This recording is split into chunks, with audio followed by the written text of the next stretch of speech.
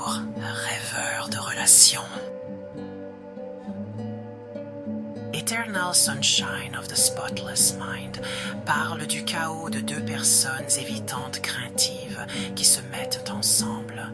Mon format habituel implique généralement de réciter des paroles, et étant donné qu'il s'agit d'une analyse de film, j'inclurai des paroles de la chanson de Beck présente dans le film. Ah, change ton cœur, regarde autour de toi. Change ton cœur, cela t'étonnera. J'ai besoin de ton amour comme du soleil. Tout le monde doit apprendre un jour. Thaïs Gibson écrit dans son livre Attachment Theory que deux personnes évitantes craintives peuvent créer une immense passion et un immense chaos. Le désir d'une forte connexion émotionnelle les rapproche à une vitesse folle, mais toutes deux apportent avec elles des bagages non traités. Toutes deux sont très facilement déclenchées. Alerte spoiler, dans les premières scènes, Joël et Clémentine se rencontrent pour la première fois, pour la deuxième fois. Ils ont tous deux subi la procédure de suppression et ne se souviennent pas l'un de l'autre. Lorsque Joël pense « Pourquoi est-ce que je tombe amoureux de chaque femme que je vois qui me montre la moindre attention ?» C'est une pensée anxieuse de niveau James Blunt. Dans la scène du wagon, Clémentine s'approche de Joël et commence à essayer d'attirer son attention. Joël s'excuse de respirer mais cède ensuite à ses avances, violant apparemment ses propres limites pour le faire. Sa réaction, peu chaleureuse, la déclenche évidemment, mais il désire la proximité. La lutte et le désir de vulnérabilité sont particulièrement forts ici, car je pense qu'ils peuvent tous deux détecter le résidu de leur précédente relation. Le cliché du papillon de nuit et de la flamme s'applique presque ici. Clémentine et Joël sont deux papillons de nuit qui se sont pris pour des flammes. L'infatuation intense est tout aussi intense que le désespoir lorsque l'un sent l'autre se retirer, même si le retrait est perçu. Les évitants craintifs ont le super pouvoir de l'hypervigilance. Ils remarquent tout et sont très sensibles aux changements de schéma. Il y a un mélange d'autres facteurs ici, l'interaction des introvertis et des extravertis, ainsi que le manque de disputes équitables. C'est une idée fausse courante que les extravertis pensent que les introvertis ne les aiment pas et que les introvertis pensent que les extravertis ne les aiment pas.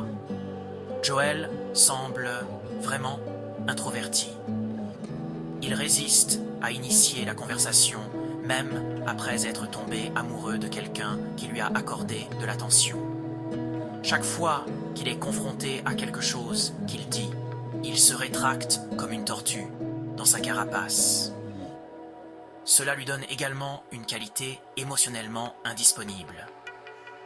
Avoir à la fois des qualités de rejet et d'anxiété me fait vraiment penser qu'il est un évitant craintif. Se disputer équitablement est essentiel pour des relations saines. Les désaccords sont normaux, sains et inévitables. Il est important de ne pas être d'accord de la bonne manière. N'insultez pas votre partenaire, même dans un moment de colère. Il est important de discuter d'un seul sujet à la fois. Essayez de ne pas ressasser toutes les rancunes passées. Personnellement, j'ai besoin d'une nuit pour rassembler mes pensées et cela m'aide si j'envoie mes pensées par SMS. Mon partenaire lit les SMS et attend de me parler en face à face. Laissez de l'espace pour traiter les sentiments de la manière qui fonctionne dans votre relation est utile. Parlez à tour de rôle et choisissez de ne pas crier. Se disputer équitablement peut faire la différence entre une aventure et une relation à long terme. Je lisais une analyse de personnages sur Shmoop à propos de Clémentine. Nathan Rabban décrit le terme Manic Pixie Dream Girl comme cette créature cinématographique pétillante et superficielle qui existe uniquement dans l'imagination fiévreuse de scénaristes-réalisateurs sensibles pour apprendre aux jeunes hommes mélancoliques à embrasser la vie et ses mystères et aventures infinies. Clémentine correspond ostensiblement à ce procédé scénaristique misogyne. Cependant, la majeure partie du film se déroule en grande partie dans l'esprit de Joel pendant que la procédure a lieu. Clémentine dit à 2 reprises « Trop de mecs pensent que je suis un concept, ou que je les complète, ou que je vais les rendre vivants.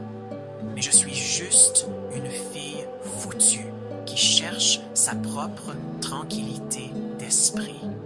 Ne m'attribuez pas la vôtre. » Il a été suggéré que Clémentine souffrait peut-être d'un trouble, comme le trouble bipolaire ou borderline, mais une grande partie du choc que je me souviens avoir ressenti en regardant la performance de Kate Winslet était liée à la manipulation sans précédent que le Hobbit exerçait sur elle et aux lésions cérébrales intentionnelles qu'elle venait de subir. Je ne pense pas qu'il soit juste de creuser plus profondément sans que le personnage corporel ne soit davantage à l'écran.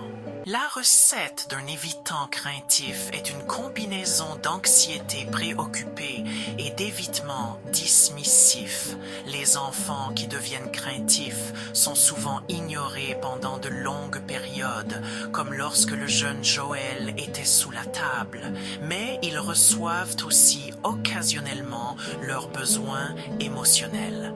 Souvent, il peut y avoir un élément de violence ou d'abus sexuel dans leur histoire. Ce n'est pas abordé dans le film, mais c'est beaucoup plus répandu dans notre société que je ne voudrais en discuter. On peut avoir l'impression qu'ils ont besoin de l'amour de l'autre comme du soleil, mais cette connexion intense devient une épée à double tranchant. À mesure que la relation s'approfondit, leurs insécurités et leurs traumatismes passés refont surface.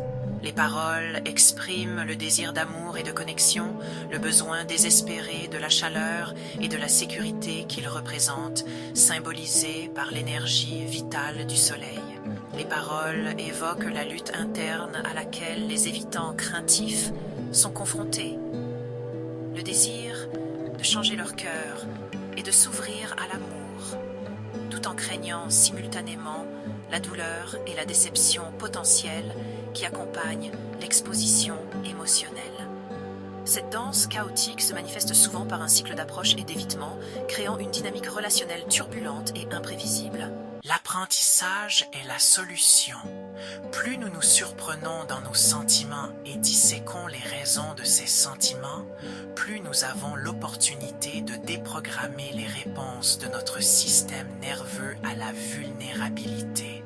Comprendre et gérer nos styles d'attachement est une partie fondamentale de l'expérience humaine. Pour les évitants craintifs, ce voyage implique souvent de confronter les blessures passées, de remettre en question les croyances profondément ancrées sur l'amour et l'intimité, et d'apprendre à se faire confiance et à faire confiance à leur partenaire. Tout le monde doit s'abonner parfois.